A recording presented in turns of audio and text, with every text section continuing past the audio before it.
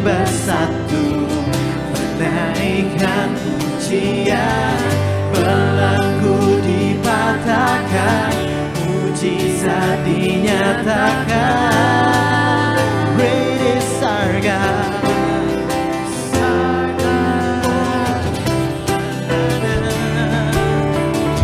Sama-sama tepuk tangan yang meriah buat Tuhan. Haleluya. Pemilik kehidupan, pemilik kehidupan, yang sanggup menyelamatkan, dialah jalan kebenaran. Kami rindukan kuasa lawatan-Mu, kebangkitan pasti terjadi.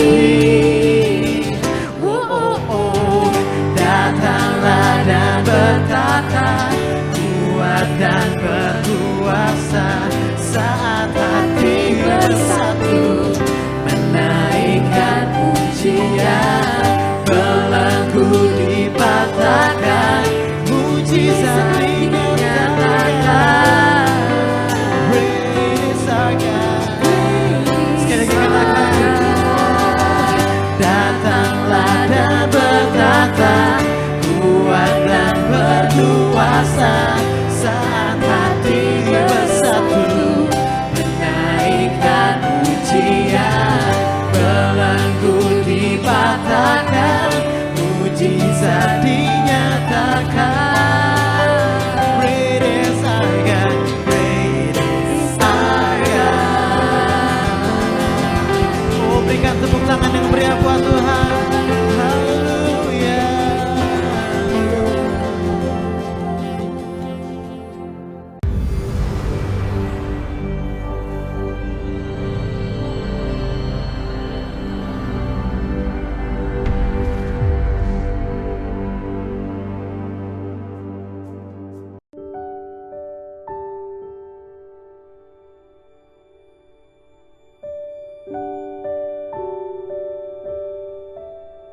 Shalom, apa kabar saudara-saudara? Saya berharap saudara-saudara tetap sehat, tetap kuat. Dan hari ini kita mengikuti ibadah online. Kita akan merenungkan firman Tuhan. Mari kita satu dalam doa. Tuhan Yesus, berkati pemberitaan firman-Mu hari ini Tuhan. Dan biarlah Tuhan, saat kami duduk diam mendengarkan sabda-Mu, Kau berbicara di dalam roh kami, dalam jiwa kami Tuhan. Di dalam nama Tuhan Yesus. Amin. Firman Tuhan akan diambil di dalam Efesus pasal 4. Efesus pasal 4 ayat 7. Beginilah bunyi firman Tuhan. Tetapi kepada kita masing-masing telah dianugerahkan kasih karunia menurut ukuran pemberian Kristus. Perhatikan ayat ini baik-baik. Kepada setiap dari kita, kepada kita masing-masing, saudara dan saya, pria dan wanita, anak-anak, orang dewasa, orang tua, kepada setiap daripada kita masing-masing dikatakan telah dianugerahkan, telah diberikan, telah dikasih oleh Tuhan, dianugerahkan kasih karunia. Jadi kasih karunia kepada setiap orang itu tidak sama, berbeda-beda. Dikatakan menurut apa? Menurut ukuran pemberian Kristus. Bukan menurut ukuran kita, bukan menurut takaran kita, bukan menurut aturan main dari kita, tetapi menurut ukuran pemberian Kristus. Oleh karena itu, berdasarkan ayat ini, kita bisa melihat adanya perbedaan. Ada orang diberikan 5 talenta, ada orang diberikan 2 talenta, ada orang diberikan 1 talenta. Masing-masing di situ dikatakan menurut ukuran pemberian Kristus. Tuannya tahu atau Yesus tahu seberapa besar kekuatan kita, seberapa besar kekuatan teman-teman kita, sehingga kepada setiap orang diberikan beban, diberikan kasih karunia berbeda-beda. Ayub contohnya. Ayub mengalami penderitaan yang sangat luar biasa sekali. Saudara bayangkan dalam satu hari dia kehilangan anak-anaknya, semuanya mati dalam sekejap. Dan terus kemudian dia juga kehilangan harta bendanya, habis terbakar ludes. Dan terus kemudian ternaknya juga habis semuanya. Kalau saya bayangkan, seandainya saya mengalami kejadian seperti Ayub, waduh, nggak tahu gimana rasanya. Setelah itu ditambah lagi dengan dia menderita sakit penyakit yang memalukan, bahkan bau busuk, seluruh badannya gatal-gatal sampai dia harus menggaruk tubuhnya itu dengan beling, dengan sesuatu yang tajam untuk mengatasi rasa gatal dari seluruh tubuhnya. Dan kita berpikir, kok bisa ya Ayub seperti itu? Apakah mungkin nanti suatu saat saya atau saudara akan mengalami seperti kejadian Ayub? Belum tentu. Sebab Tuhan tahu Ayub sanggup. Bahkan Tuhan berkata kepada setan, "Aku tahu siapa hambaku ini. Dia tidak akan menyangkal aku." Oke, kata setan, coba dikasih penyakit. Oke, coba diambil semua harta kekayaannya. Pasti dia menyangkal engkau. Tuhan tahu Ayub tidak mungkin menyangkal dia. Makanya Tuhan izinkan, silahkan. Kita buktikan. Dan ternyata benar, Ayub tidak bersalah. Dia tidak menyangkal Tuhan sama sekali. Hanya dia berkeluh kesah atas apa yang dia alami. Tapi dia sama sekali tidak menyalahkan Tuhan. Kalau kita berada dalam posisi Ayub, mungkin kita bisa ngedumel, marah-marah, dan akhirnya menyalahi Tuhan. Dan bahkan mungkin bisa saja meninggalkan Tuhan. Tuhan tahu ukuran masing-masing daripada kita. Setiap dari saudara mendapatkan kasih anugerah yang berbeda-beda. Ada mungkin saudara mendapatkan kasih karunia yang sangat luar biasa sekali. Ada orang yang perlu ditambahkan lagi lebih daripada temannya. Kita akan lihat di dalam Matius pasal 25 ayat 15.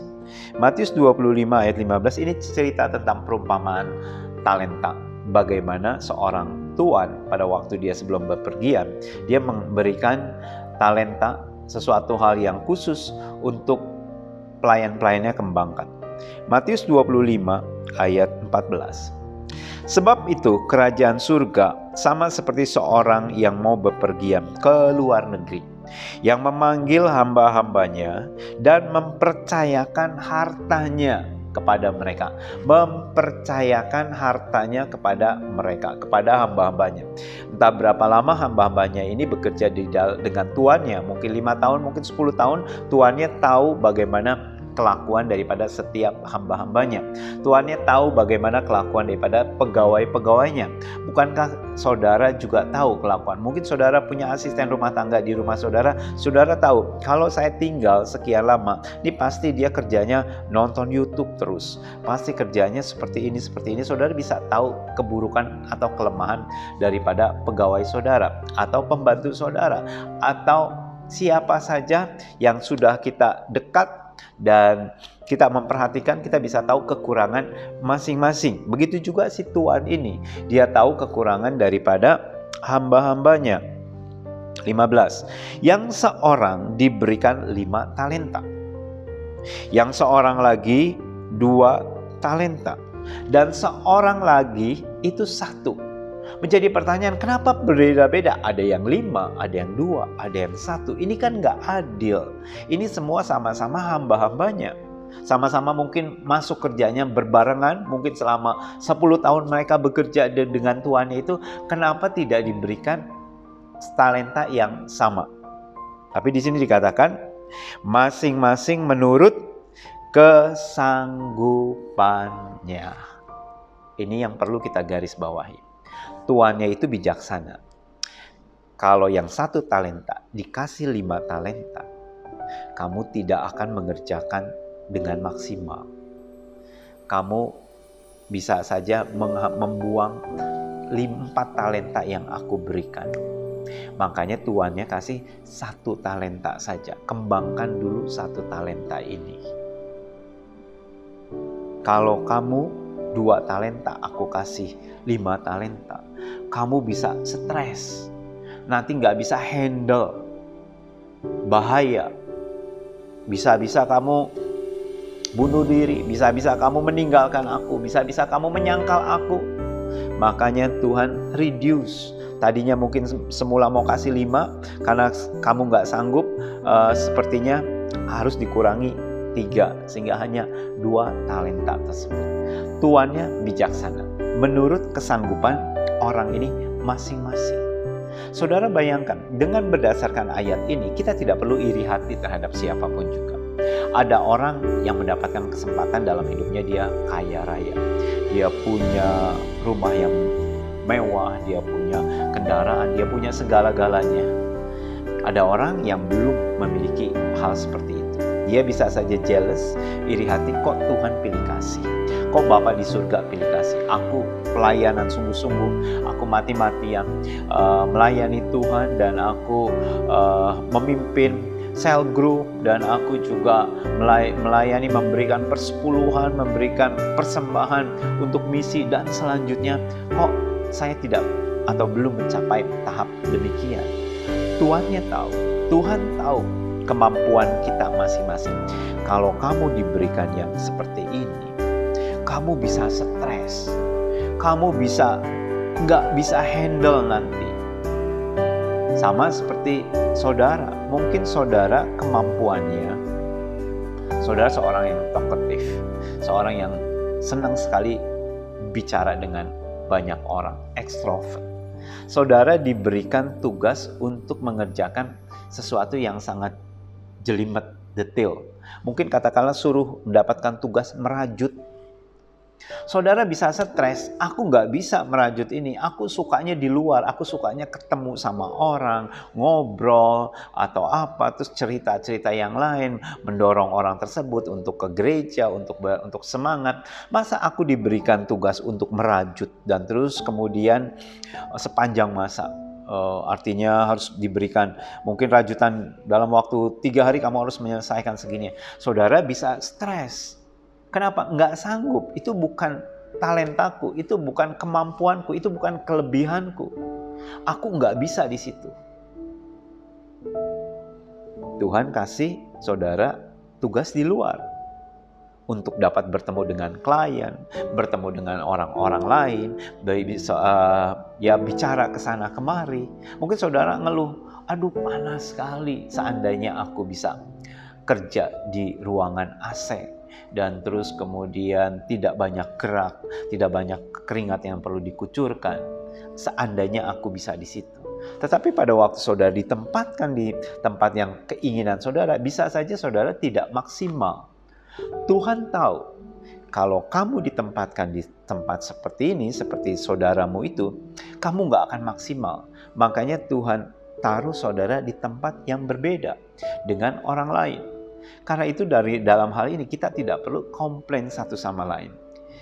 Kalau kita membaca cerita tentang perumpamaan talenta tadi, di akhirnya yang satu dia memendam talentanya. Dia tidak mau kembangkan sama sekali. Saudara bayangkan kalau dia dikasih 5, 1 saja tidak dikerjakan, apalagi 5. Betul? Mungkin ada yang berpikir, ya karena dikasih 1, coba kalau dikasih 5. Pasti dia akan dikerjakan. Berbeda. Itu menurut peraturan manusia, hitung-hitungan manusia. Tapi Tuhan ingin memulai dari yang kecil. Karena itu kita harus setia terhadap perkara yang kecil. Baru dipercayakan perkara yang besar. Kalau kita kepinginnya beri perkara yang besar, hal-hal yang besar, aku akan jaga, aku akan pay attention, aku akan kerjakan dengan sungguh-sungguh. Tuhan tidak. Tuhan ingin memulai kita dari yang kecil dulu. Dari nol dulu, pelan-pelan dulu kita belajar pahit getirnya, susah payahnya. Baru Tuhan percayakan hal yang besar kalau kita setia. Kapasitas kita Tuhan rasa sudah sanggup, baru dikasih. Kalau saudara disuruh mikul beban 10 kilo mengangkat beras, saudara bisa langsung terkapar. Tapi Tuhan kasih 2 kilo dulu, tambah lagi. Oh kamu udah kuat, tambah lagi 3 kilo, tambah lagi 4 kilo, 5 kilo, 7 kilo, baru kemudian 10 kilo. Begitu juga kalau saudara nge-gym, orang yang suka nge-gym, saudara kan nggak langsung, katakanlah mau ngangkat besi, langsung 15 kilo. baru pertama kali. Nggak mungkin bisa rusak ini otot-otot saudara. Bisa saudara tidak mencapai apa yang saudara inginkan. Saudara mungkin memulai dengan 3 kilo. Saudara rasa kuat nggak ya? Saudara terus exercise, terus latihan. Saudara mulai lagi, tambahkan lagi beban, sampai 10 kilo. Saudara nggak perlu iri hati melihat ada orang, wah dia bisa ngangkat barbel sampai 20 kilo. Kenapa ya kok saya tidak bisa ya? Kenapa kalau saya cuma 2 kilo saja saya sudah kepayahan? Ya karena body system kita, kekuatan kita berbeda. Karena itu kita harus latihan, kita exercise sampai nanti suatu saat saudara bisa mencapai tahap yang demikian. Kita tidak perlu iri hati terhadap orang yang punya kemampuan lebih. Pak, itu kan cerita tentang angkat besi. Saya nggak akan iri hati terhadap orang yang bisa mengangkat 20 kilo, 30 kilo. Ini kan kalau cerita tentang kekayaan, cerita tentang kesuksesan, sesuatu yang menyenangkan, itu kan berbeda konteksnya. Kenapa kok dia bisa punya mobil?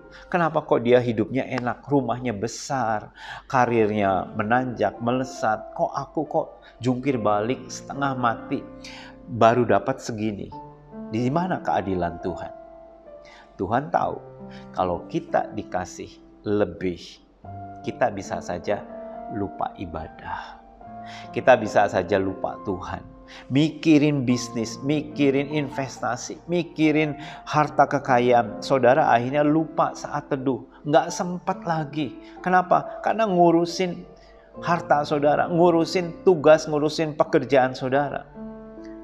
Dan Tuhan melihat kalau aku beri kamu lebih, kamu bisa kehilangan imanmu. Lebih baik aku tidak kasih. Karena yang terutama itu adalah hidup yang kekal. Buat apa kita memiliki seisi dunia, kata firman Tuhan, kalau jiwamu binasa? Kalau saudara memiliki segala-galanya di dunia, lantas kemudian sampai meninggalkan Tuhan dan akhirnya jiwamu binasa, Tuhan tidak mau hal tersebut. Lebih baik Tuhan tahan untuk saudara tidak memiliki berkelebihan dan akhirnya nanti bisa jatuh di dalam dosa. Ada 2 murid Tuhan. Mamahnya datang kepada Tuhan dan berkata, tolong berikan kepada anak kami.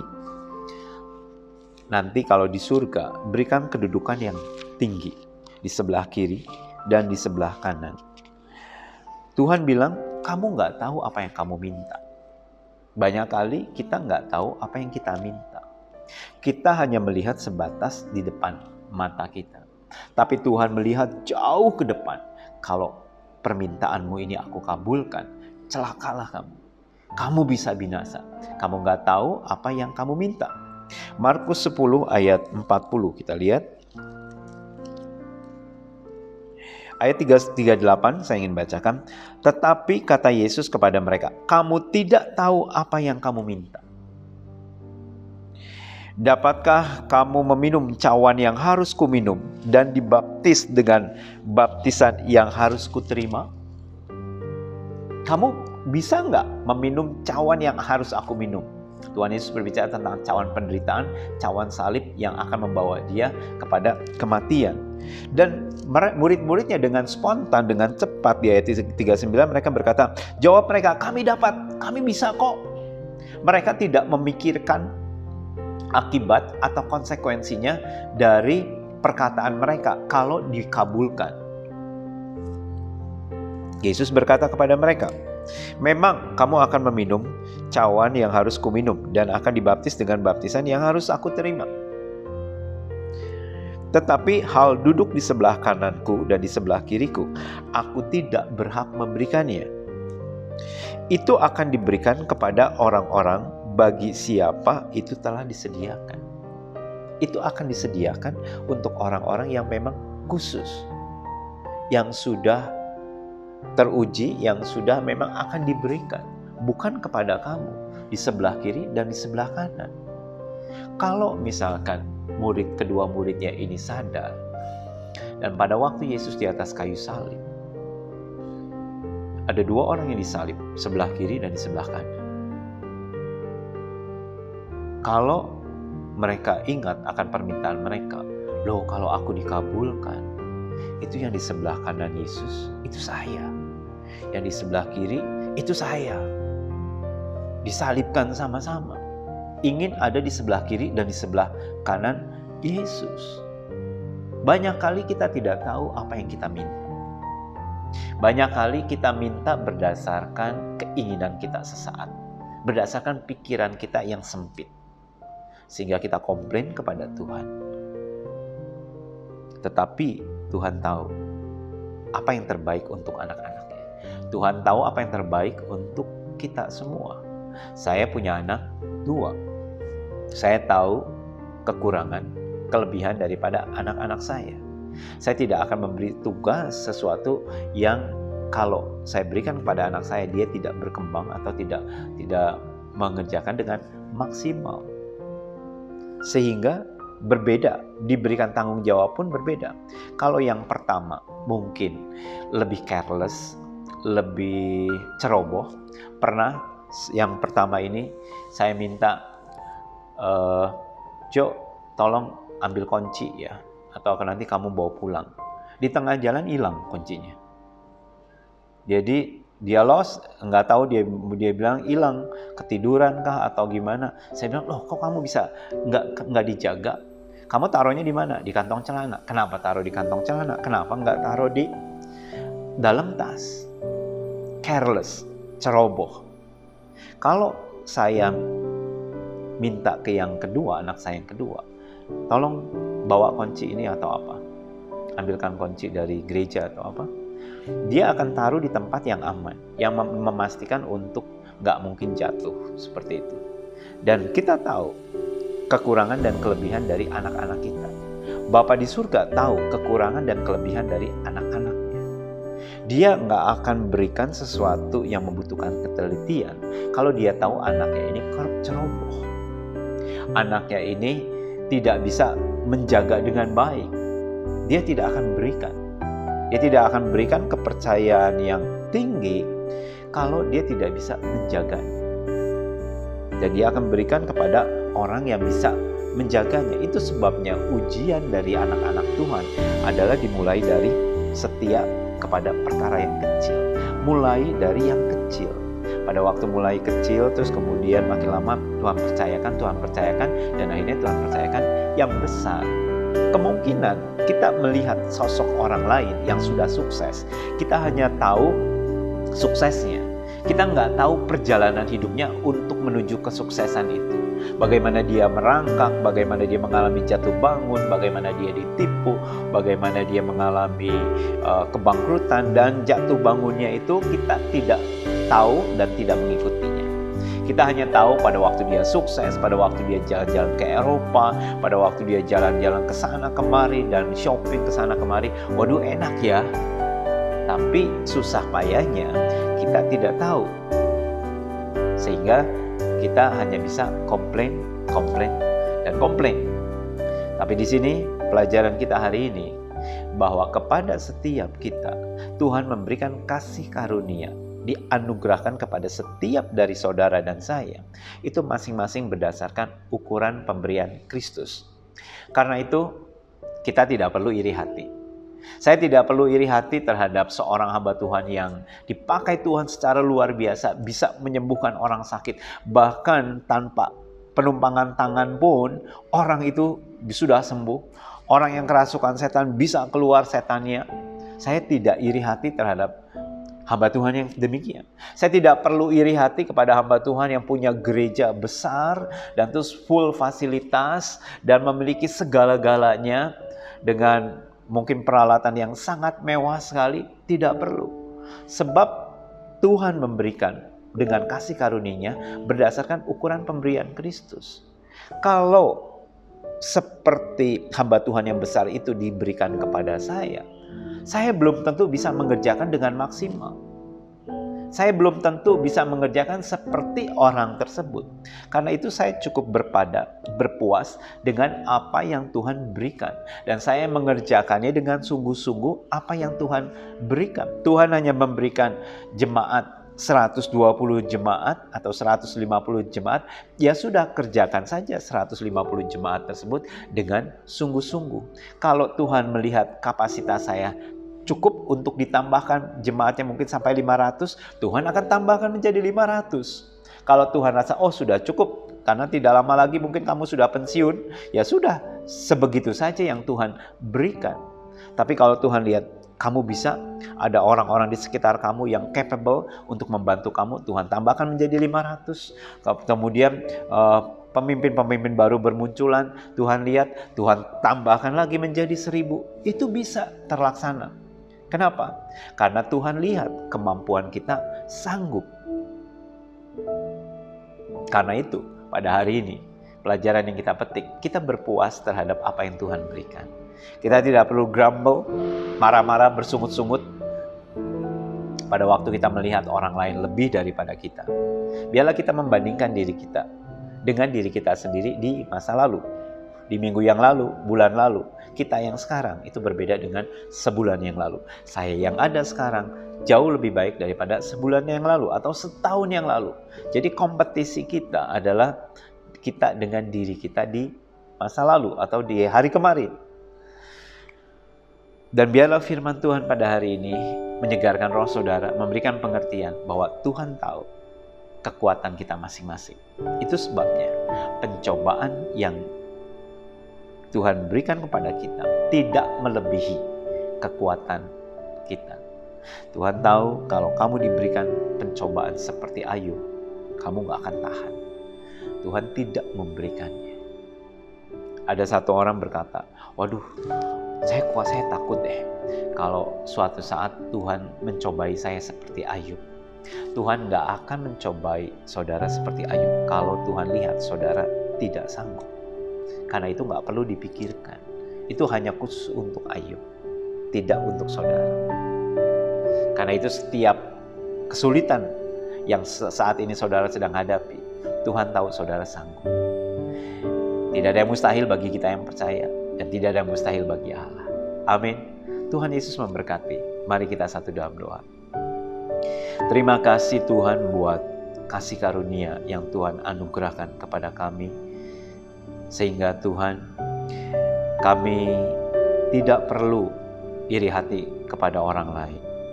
Karena ukuran yang Tuhan berikan kepada kami adalah sesuai dengan ukuran pemberian Kristus, pas dalam kehidupan kami. Tuhan, ajari kami untuk berpuas, berpada atas apa yang kami miliki saat ini. Berkati umat-Mu saat ini. Kami berdoa setiap mereka yang saat ini sedang mengalami pencobaan, pergumulan. Mungkin mereka merasa tidak sanggup lagi. Tapi kami tahu Tuhan, pencobaan yang kami alami tidak melebihi kekuatan kami.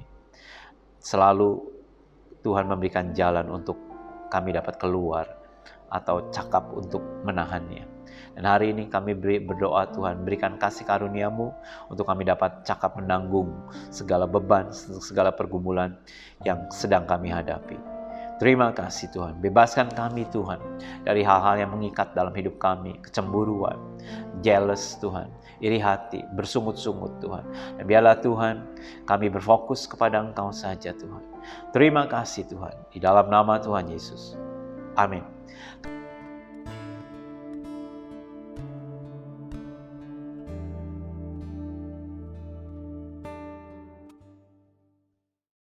Renungan Pagi Gereja Oikos Online.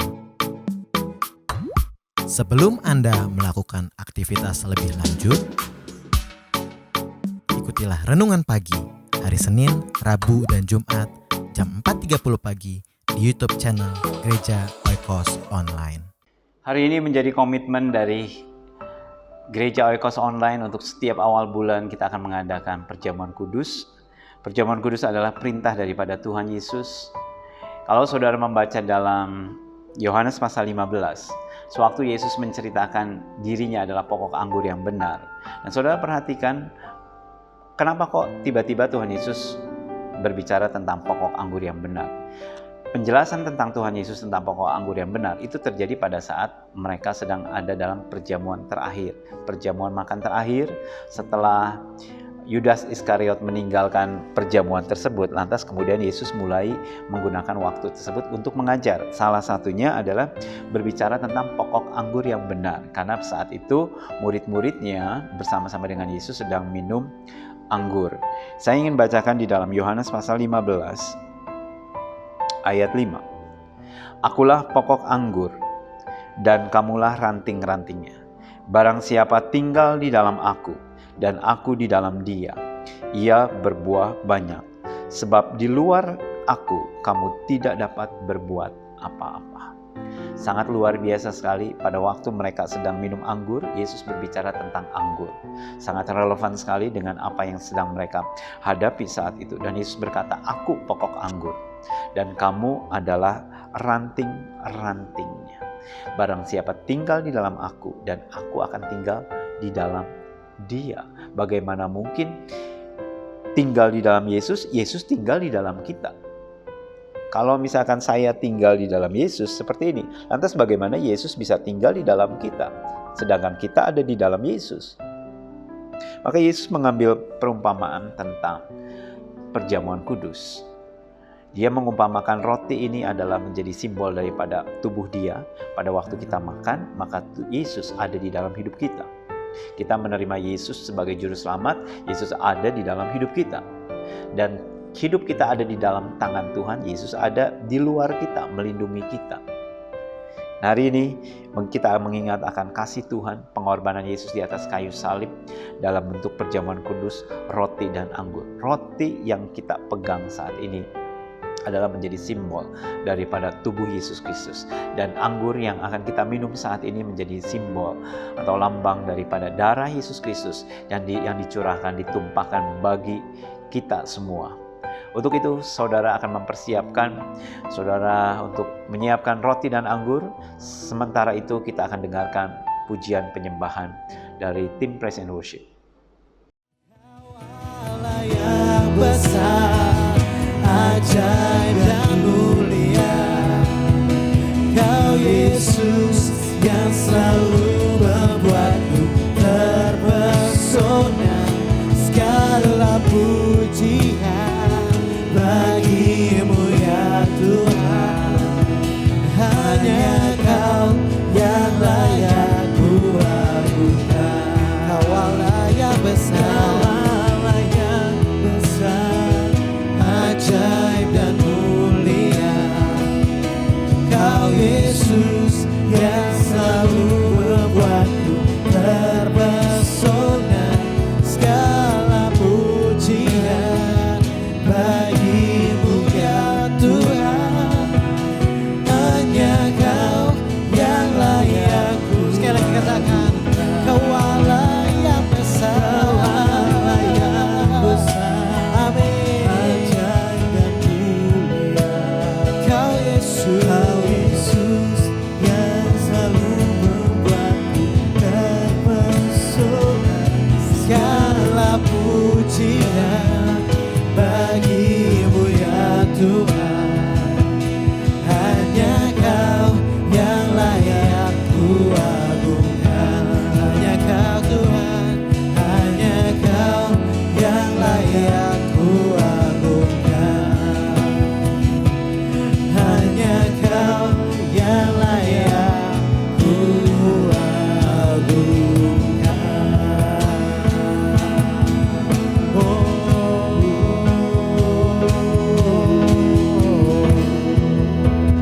Amin. Hanya Kau Tuhan yang layak kami agungkan. Hanya Kau Tuhan yang layak kami tinggikan.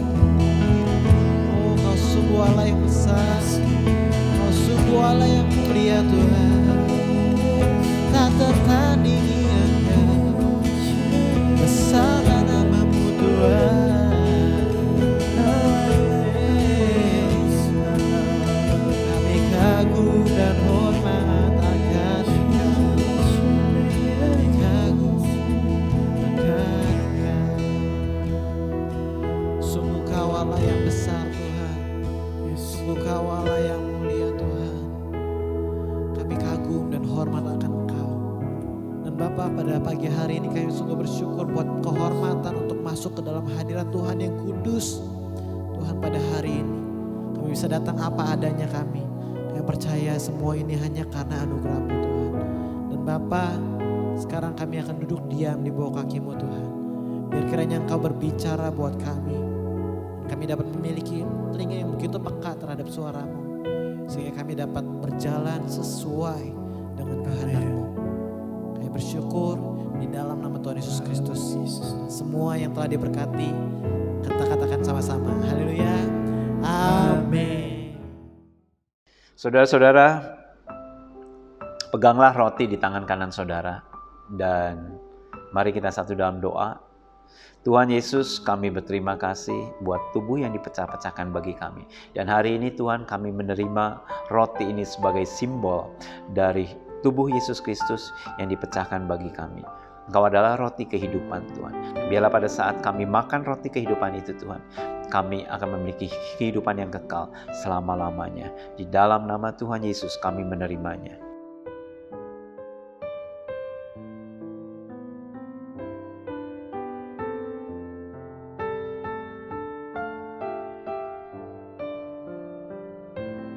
Demikian juga dengan anggur ini. Anggur ini adalah menjadi lambang daripada darah Yesus Kristus yang dicurahkan untuk menebus dosa manusia. Dan dengarkanlah firman Tuhan.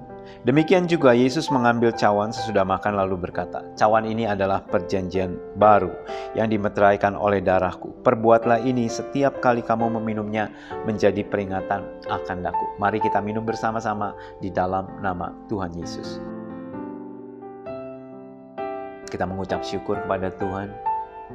Terima kasih Tuhan buat tubuh yang dipecah-pecahkan bagi kami dan darah yang dicurahkan bagi kami untuk menebus kami Tuhan, untuk menyelamatkan kami Tuhan.